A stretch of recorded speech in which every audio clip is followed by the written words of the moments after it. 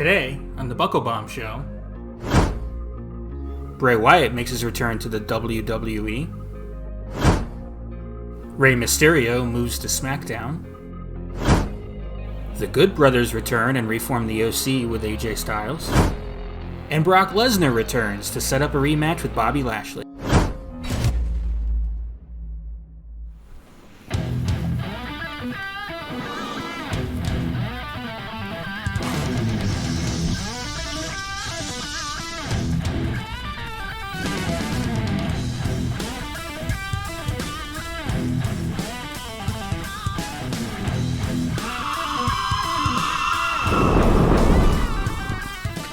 Hello and welcome to this October edition of the Buckle Bomb Show here on Bomb Media Productions. I'm Bobby and I'm so happy to be here to talk professional wrestling with you once again. I am joined as always by my broadcast partner, Anthony Roan. Tony, how you doing, buddy? Brother, I'm doing fantastic. What a time it is to be a wrestling fan. I know we keep saying this every week, it feels like, but it just seems like wrestling right now is just too sweet. Yeah, that it is. We've got a lot to talk about. It's a little bit of a WWE heavy show this week. A lot of big returns in the WWE and a big debut in AEW. That's not even a main topic. It's going to be in our quick jabs. A lot of good stuff to get to. Let's jump right in. We'll talk first about the biggest news of the last week. Bray Wyatt returned. You might have seen Tony's O-face from the live stream we did last week during the pay-per-view in the open to this show. Tony, what did you think about his return at Extreme Rules? What did you think about his promo? There's been a lot of discussion about the Wyndham Six and who that might be, but now it looks like maybe it's something different. You want to elaborate on this? No, I think you and me have a varying opinion on the Wyndham Six thing still.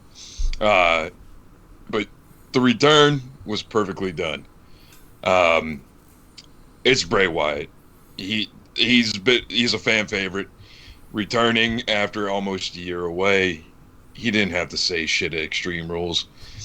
He didn't really have to be there. You could have had a different arm come out that door with a lantern and just shown that shot and ended Extreme Rules, and that would have been good enough for me. Fast forward to Friday, that wasn't Bray Wyatt in the ring. At least not at first. That was Wyndham Rotunda. That promo was fucking moving as hell. Brought me to tears.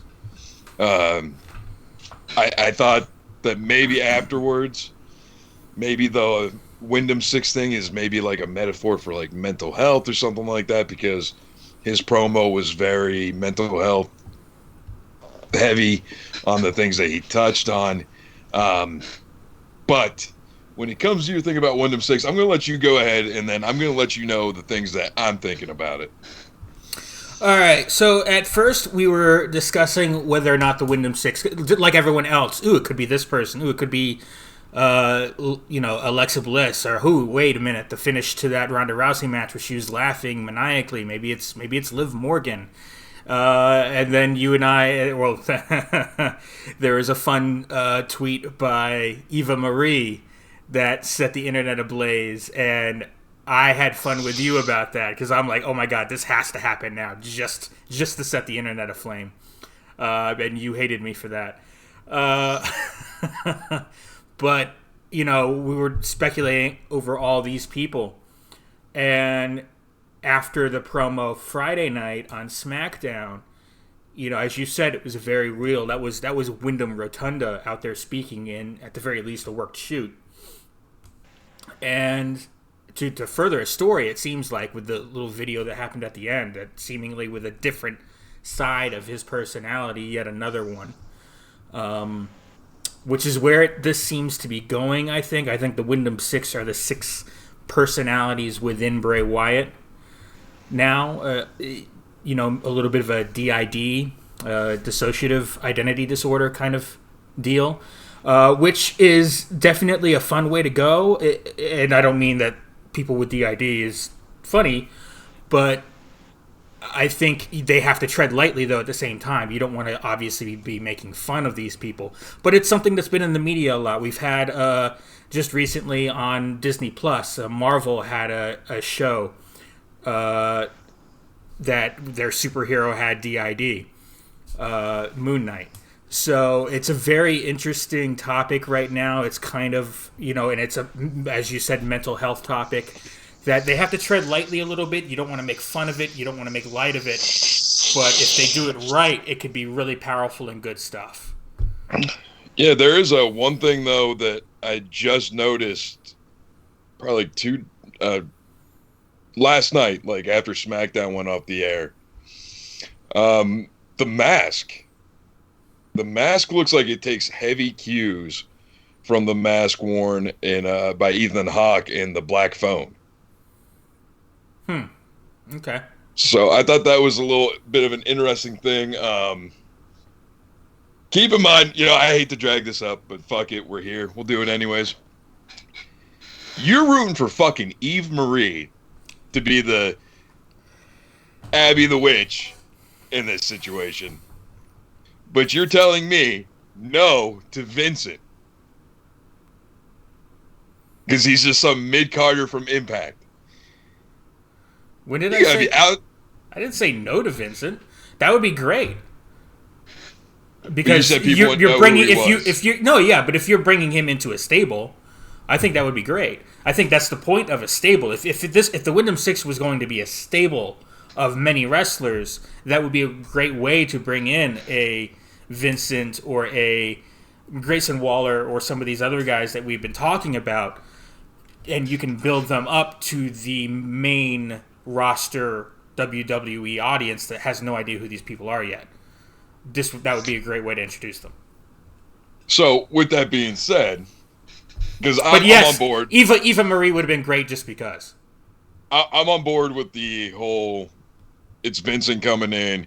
It's his name's escaping me right now, but his tag team partner in Ring of Honor being Huskus the Pig Boy, which would make sense. Mm-hmm. But the other side that points that Eve Marie is nowhere near this and she will never be re-signed back with the WWE. If you noticed during the segment on Friday Night SmackDown with Liv Morgan, the Wyndham Six logo is in the background. Yeah. So, more little hints and Easter eggs and things of that nature, but it could definitely still go the route of a stable. We don't know for sure yet. But with the whole DID thing within the stable itself, these are all personalities of Bray Wyatt that I believe are going to be portrayed by other wrestlers. Yeah. And I don't think the Masked Man is necessarily going to be portrayed by Wyndham himself. I think it was in that promo. That was obviously Wyndham's voice. But you're right. I think we're going to get... These different personalities are going to manifest in other people. And that'll sort of be the supernatural element. And the Fiend will know, the demon of the Fiend will have moved to someone else. And so you'll still have a Fiend, but it won't be Bray Wyatt. And you'll have Abby, and you'll have Huskus, and you'll have all these different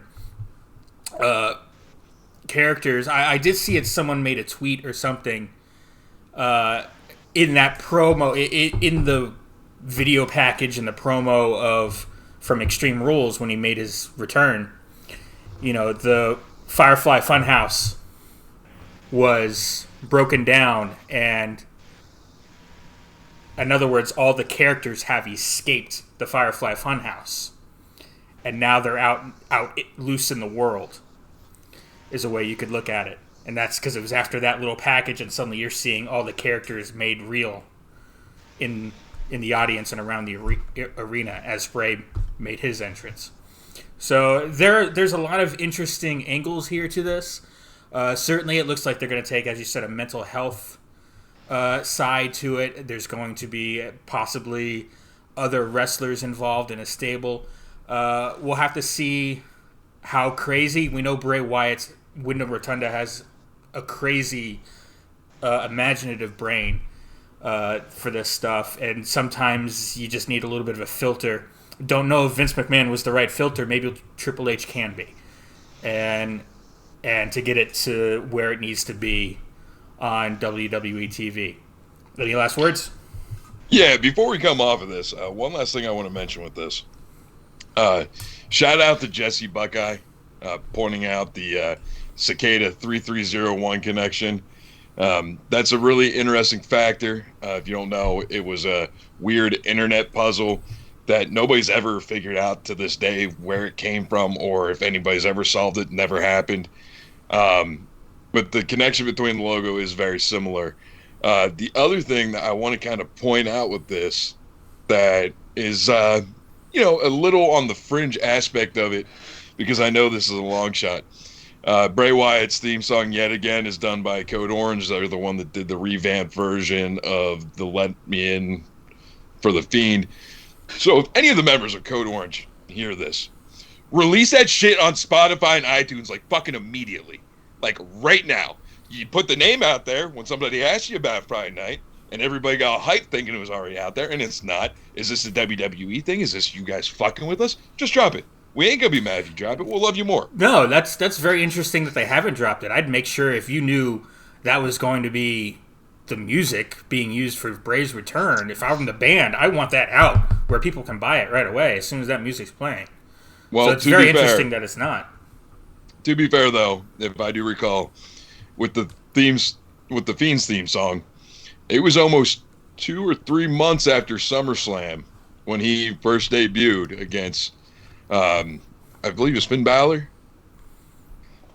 that they waited 2 to 3 months before putting out that on any kind of music platform. I just hope we're not doing the same thing again, guys. Please. Yeah. All right. We'll go ahead and move on to our next topic. Rey Mysterio has moved back to the Blue brand. He had a nice run in the mid-20s to late 20s on SmackDown, where he had some of his most memorable runs, including the run against Eddie Guerrero with the whole custody of Dominic angle and all that stuff, all on the Blue brand. He's made his return there because he was going to quit. And Triple H talked him out of it, made a deal with him, put him in a match on SmackDown, and Rey Mysterio won that match to become the number one contender for the Intercontinental title. He will have a match against Gunther at a to-be-determined date, possibly Crown Jewel. What do you think of Rey Mysterio jumping over to the Blue brand? For storyline, it definitely makes sense. I dig it. It's going to be curious to see how they continue this storyline. Maybe it's going to have something to do with the Intercontinental Championship at Crown Jewel, being that they're going to be there for the inevitable Edge versus Beth Phoenix, or Edge and Beth Phoenix versus Finn Balor and Mommy Ripley match. The only thing that I'm curious about, and this will actually make me tune into Crown Jewel, because I'm very anti-Saudi Arabia blood money, is I just want to see what happens when Rey Mysterio gets that first chop from Gunther. Yeah. I just before we started this show, and I don't know if I even know I don't have it up, but I saw a fun tweet that was retweeted by someone, and it was Gunther, and it looked like it was when he was in Evolve, and he power bumps someone in a mask off the top rope so hard that the guy's mask came off his head that people were like, oh man, Rey Mysterio's gonna die. Well, here's an idea for storyline. Gunther power bombs Mysterio so hard his mask comes off, Dominic comes down, takes the mask. Now Rey has to retire because he's lost his mask, and in luchador culture, even if we don't count WCW, Rey Mysterio no longer has his mask. It's now on the head of Dominic, making him Rey Mysterio Jr. I think that's how that works.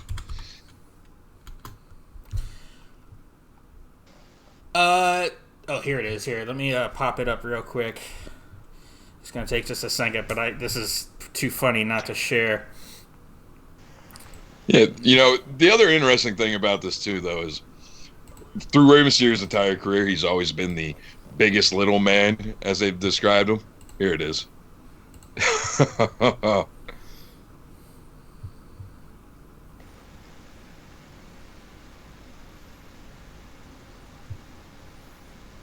Jesus Christmas. Yeah, good stuff there.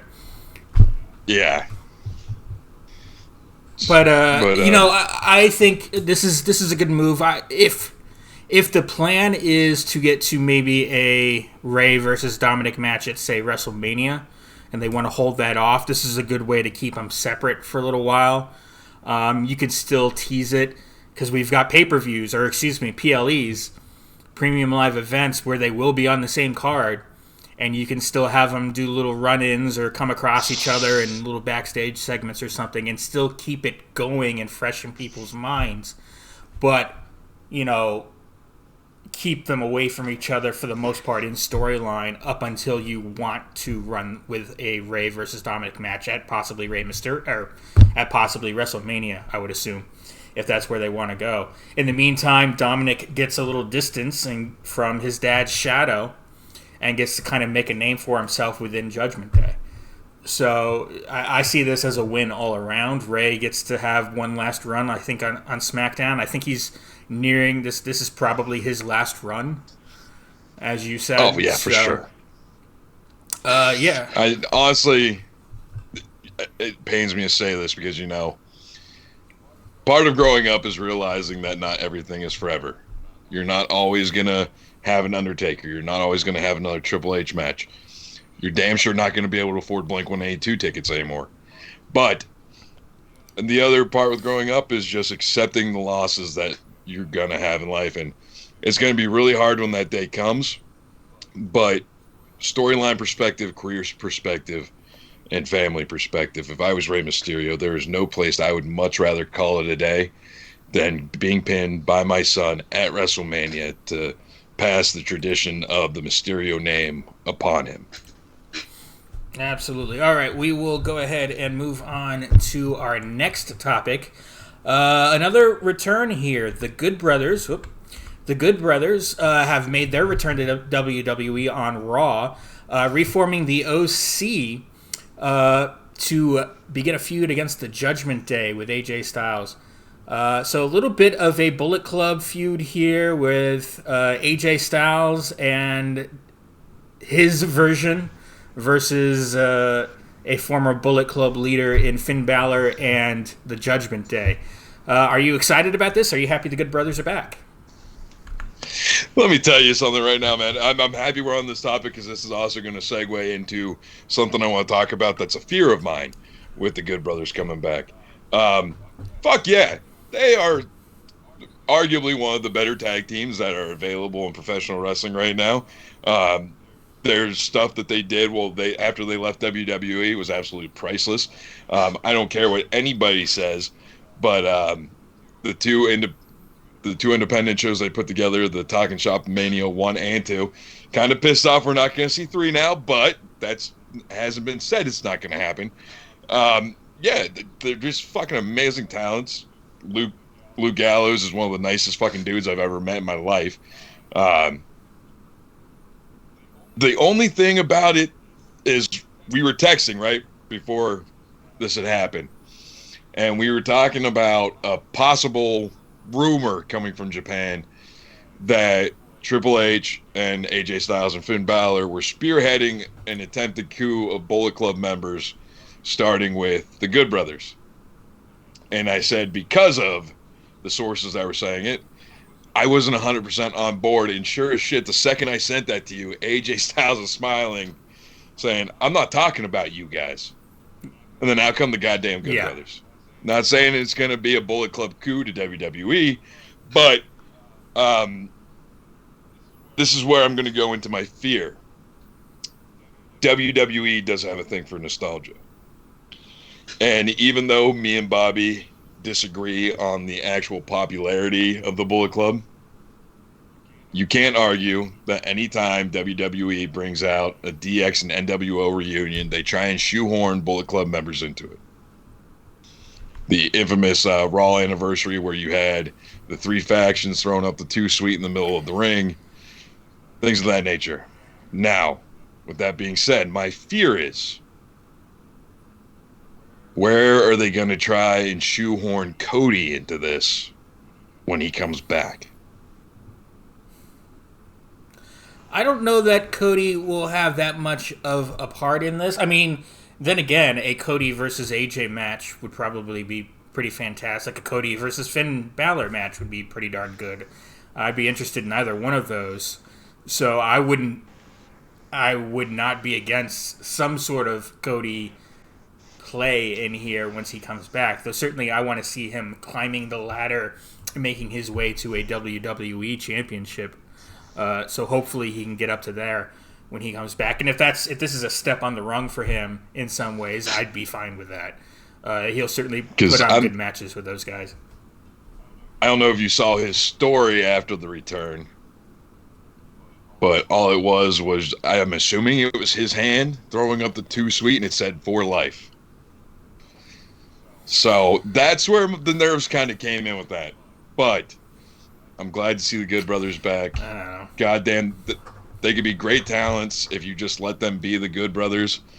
And if the rumors about the TV-14 push are true, and with Triple H in control, with there being, as you saw with the DX reunion, tasteful ways around the censors. Yeah. Cock. I think it's going to be good. Yeah. What, you never squeezed a rubber cock before? Not a rubber one.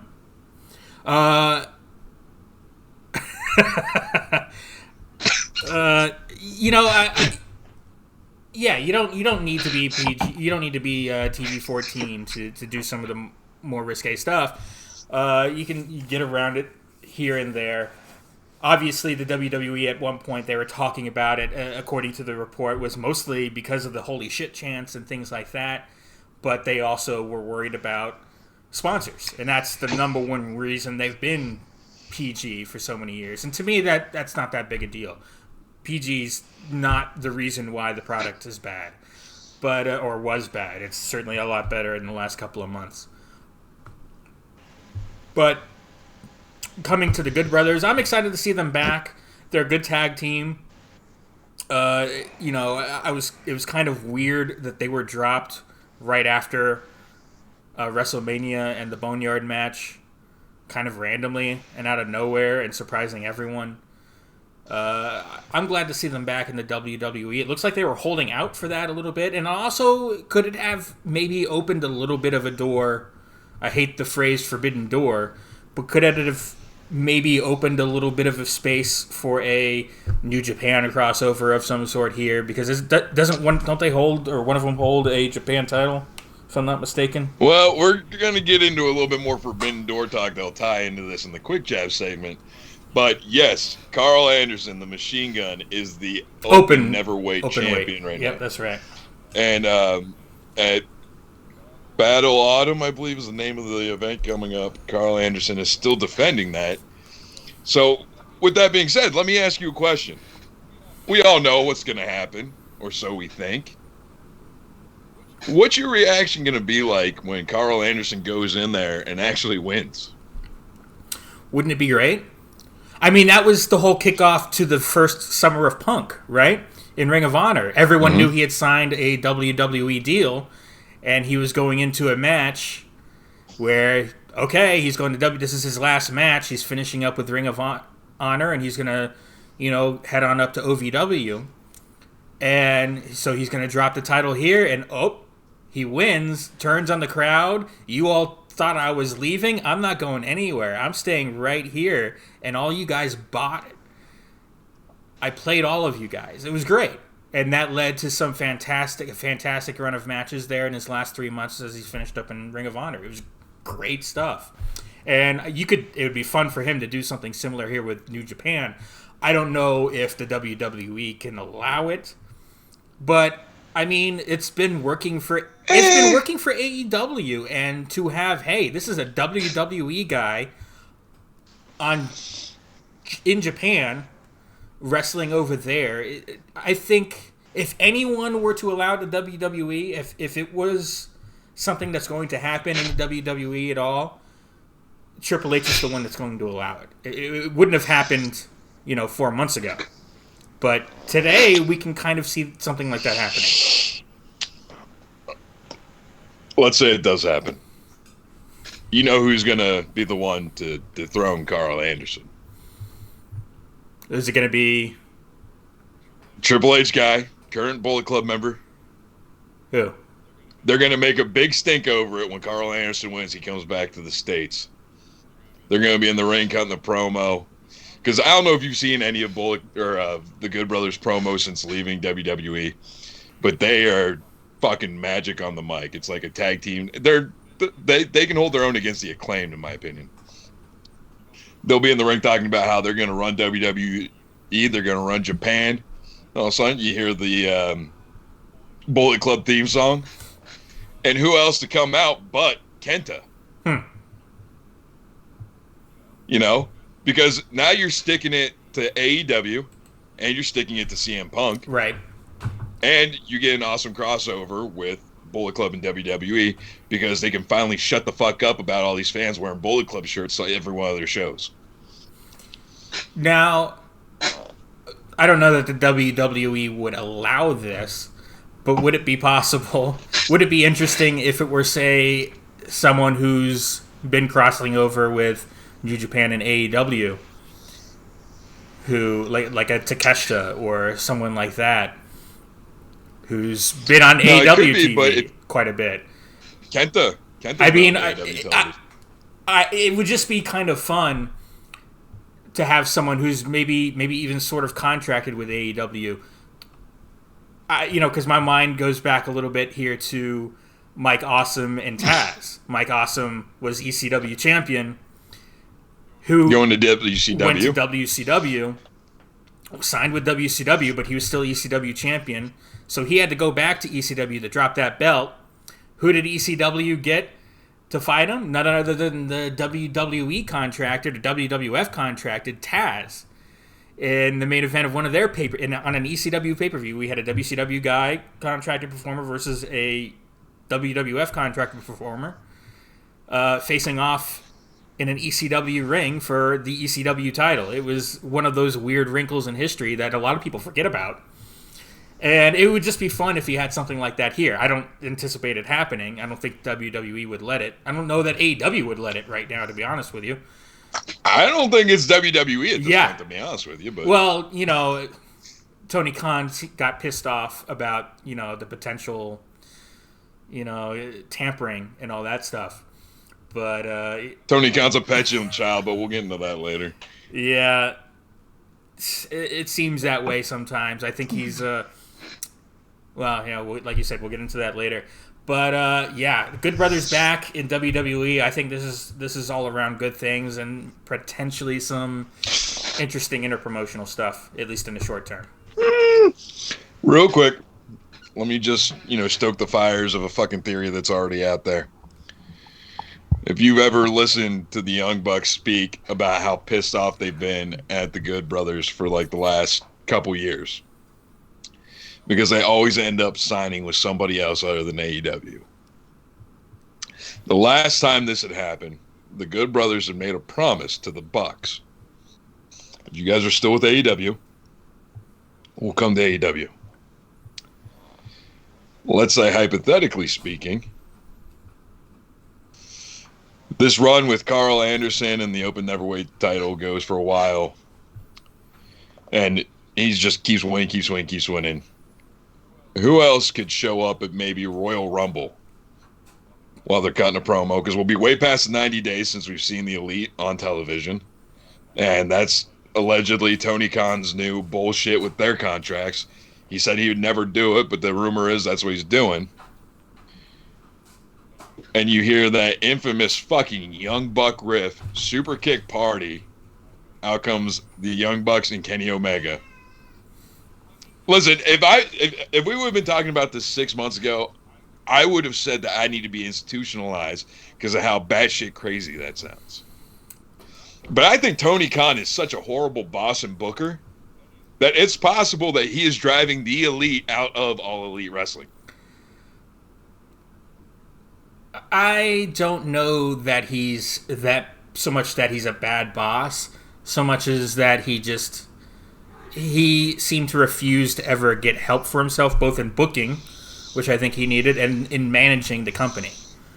He got a bunch of the wrestlers to help him manage the company, and we see where that's led.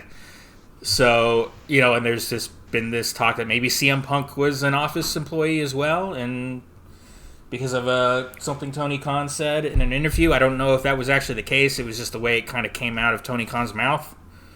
Made it sound that way when it really isn't, but... Listen, I think Tony Khan was doing a little sniff before he said that, and now he fucking regrets it.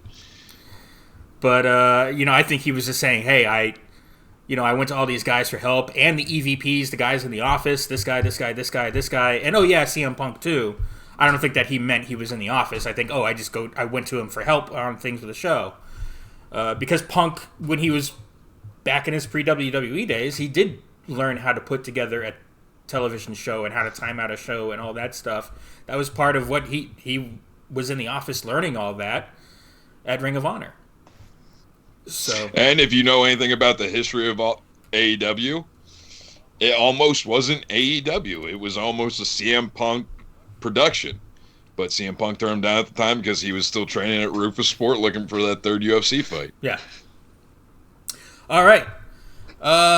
Good Brothers back in the WWE. We both agree that it's good, and some interesting things can come of it. Maybe not as interesting as we're looking at. I don't know about a WWE Royal Rumble Young Bucks debut. I don't see that happening. But, definitely good stuff here, I would say. We'll move on to yet another return on Raw. Brock Lesnar came back, beat up Bobby Lashley, cost him the U.S. title to Seth Rollins, and seemingly set up a match with him at Crown Jewel, a rematch from, I believe it was the Royal Rumble this year. They had a match originally, so this would be the second match between the two. This one, hopefully a bigger match than the first one was. It was a little, I think, unfortunate. It was almost like an afterthought. There was other stuff going on, and what should have been a really huge, main event WrestleMania level match between Lashley and Lesnar kind of got rushed in a Royal Rumble main event. Here, I think Crown Jewel, okay, but maybe it won't happen until Survivor Series. But what do you see? Are you excited about a match between Brock Lesnar and Bobby Lashley? Let's start there. Does Vince McMahon still have the book? Big, meaty, sweaty men slapping meat in the middle of a WWE ring. Look, this has potential to be a great match. Honestly, if it's Crown Jewel, I kind of want them to be in a fight pit match just because of both of their history. And just see if, something flips in Brock Lesnar's head where he just has, a UFC flashback like it's Vietnam and just starts throwing, real blows at Lashley. Look, it's an interesting concept for this to be a good match if given time, if let the storyline breathe. I'll tell you what, man, I didn't expect Brock Lesnar Monday night. No, that came out of nowhere. That was, which is a great way to do it. I'm happy to see Cowboy Brock's back on Raw. It's interesting. Now, I hope they put a little bit more build into it, but it's interesting. Yeah, well, and just because it may happen at Crown Jewel doesn't mean it won't happen again at Survivor Series. With these two guys, you could probably get a couple of matches out of it for sure. And maybe you could get a basic one-on-one match at Crown Jewel, and then lead into a cage match or the fight pit match or what have you at Survivor Series. It could be very interesting, and you'd have.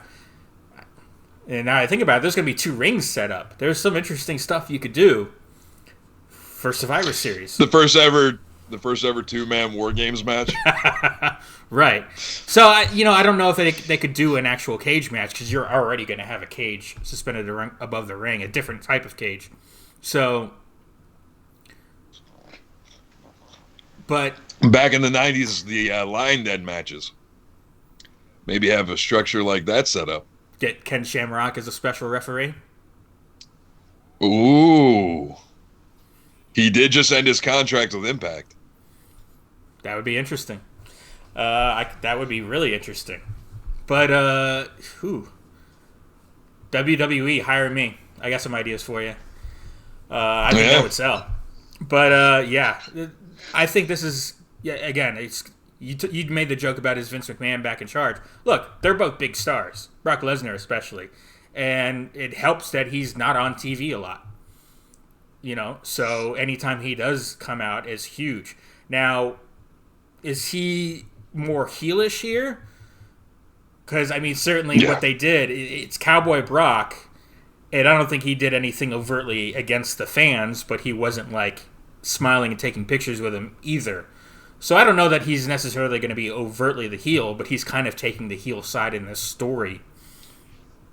Maybe more of an Austin-esque personality. Right. I mean, he was never a hero. He was even when he was, going up against Roman Reigns, he was more the anti-hero kind of deal. Like an Austin, you could say. But, we live in an interesting time where you might have a match where there isn't a clearly defined heel and face.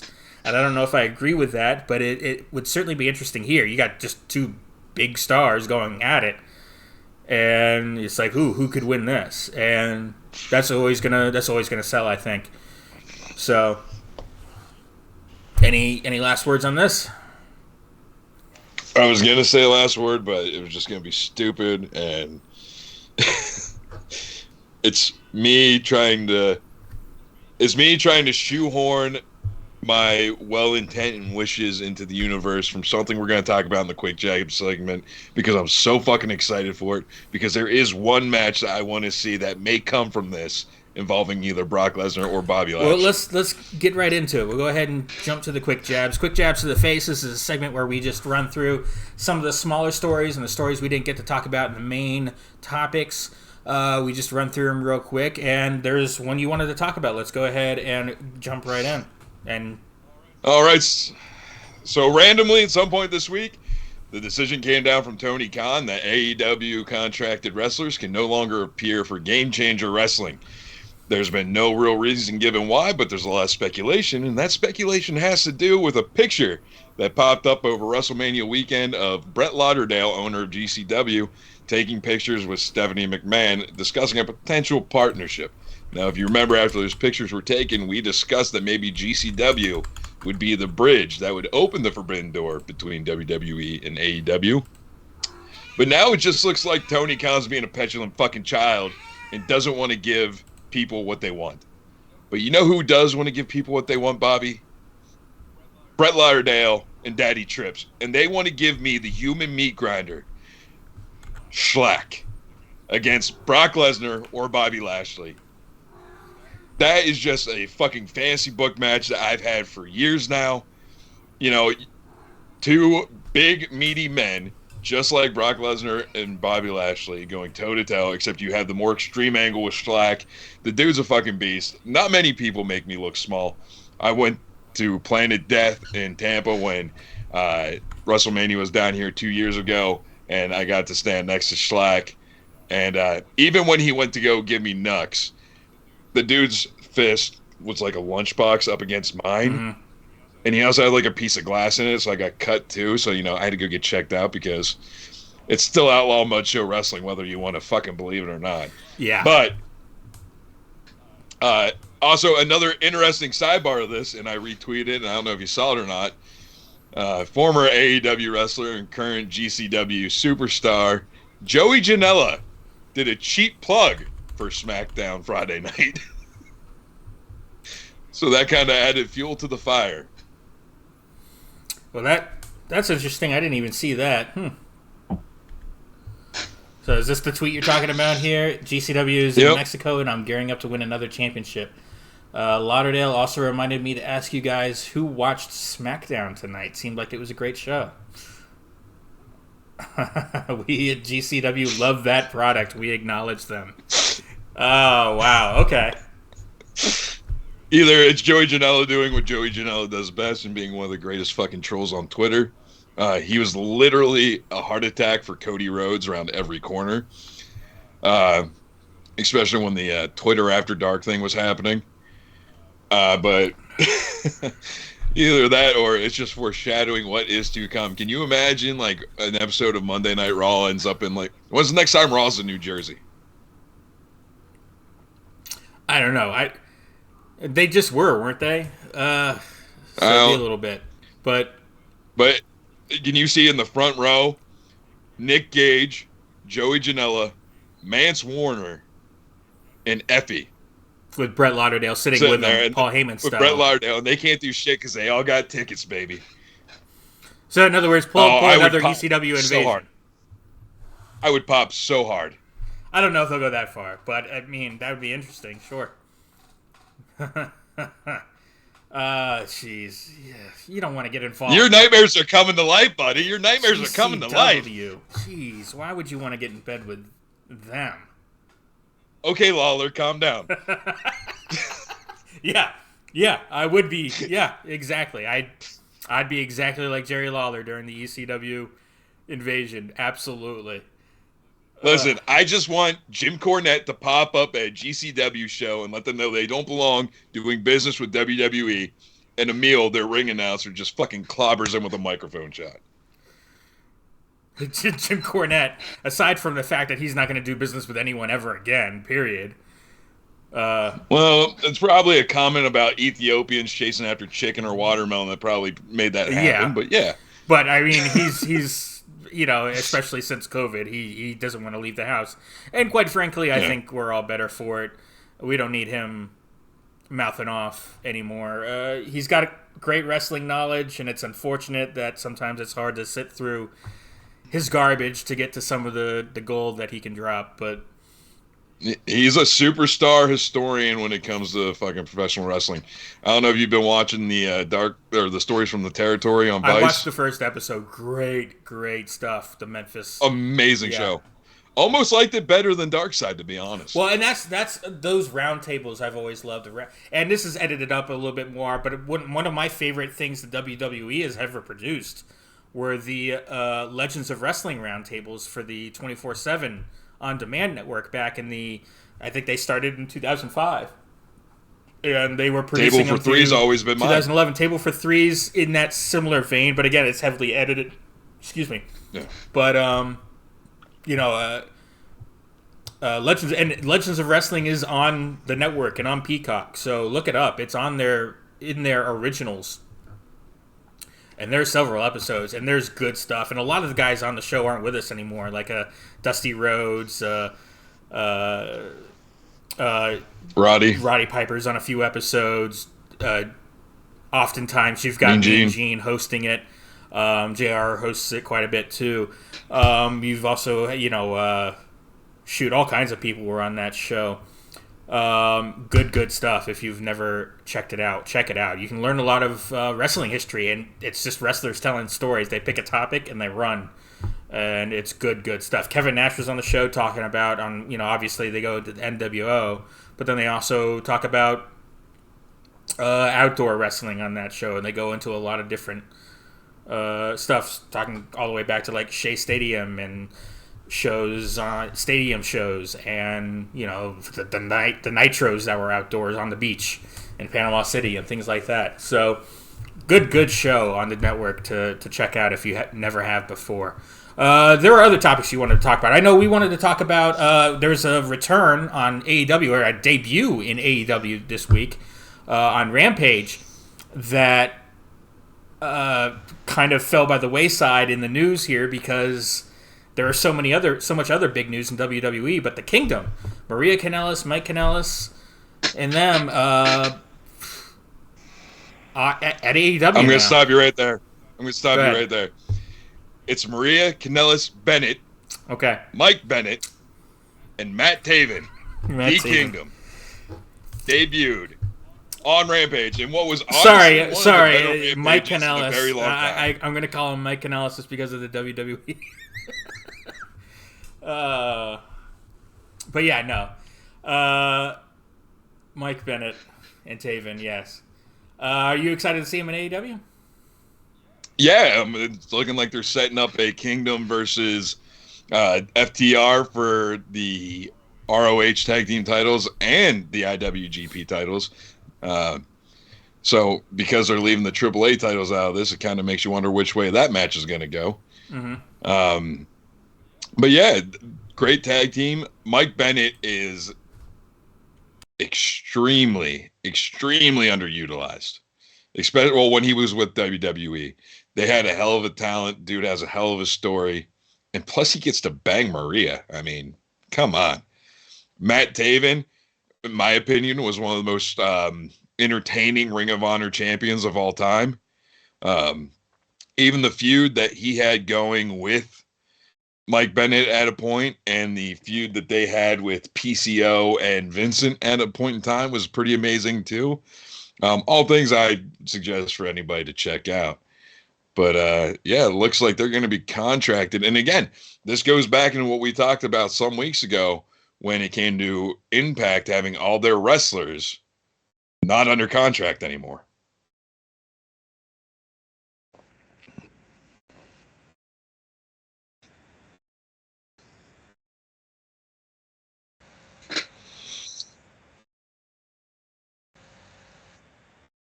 The perfect 10, Sean Spears.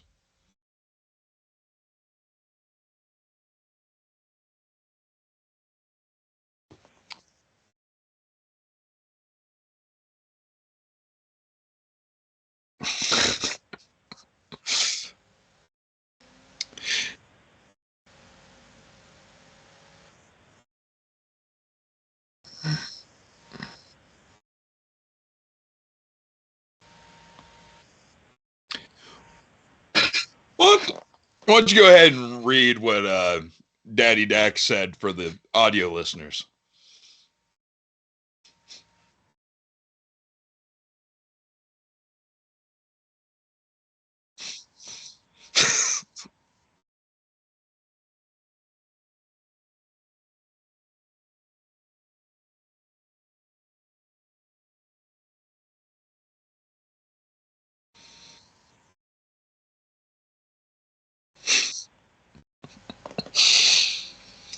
Everybody wants to be FTR.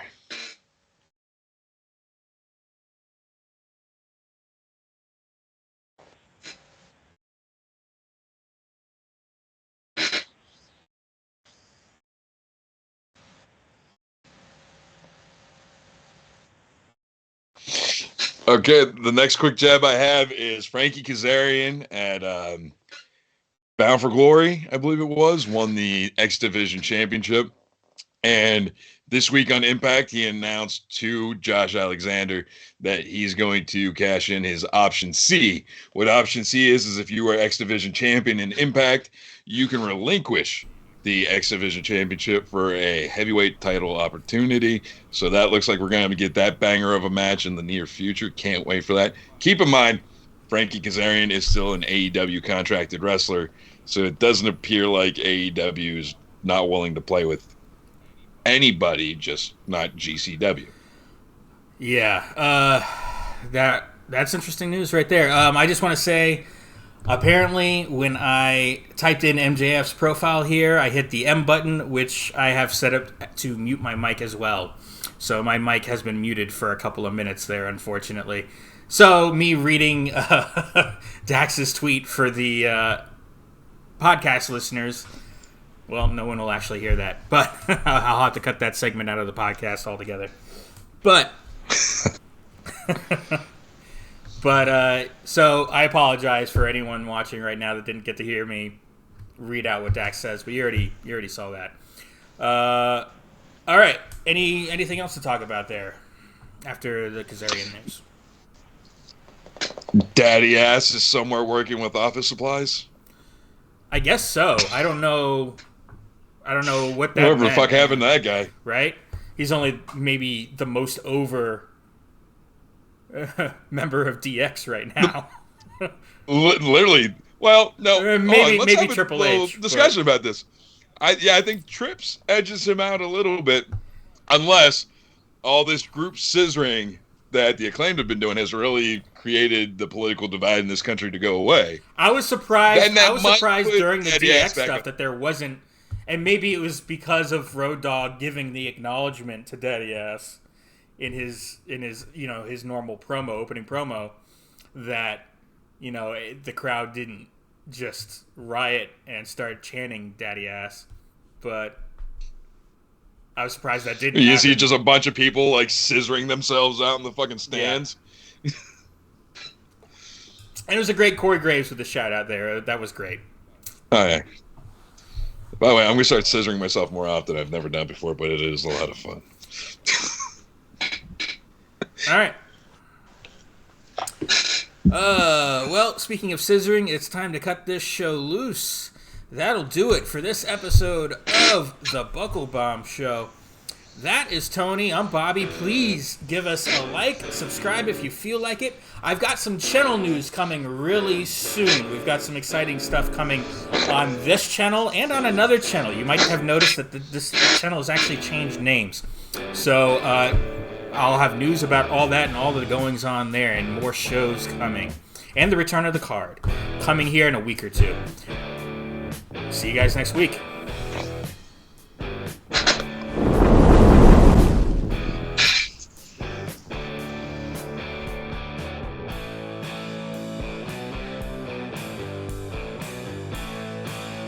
The preceding announcement has been paid for by Bomb Media Production.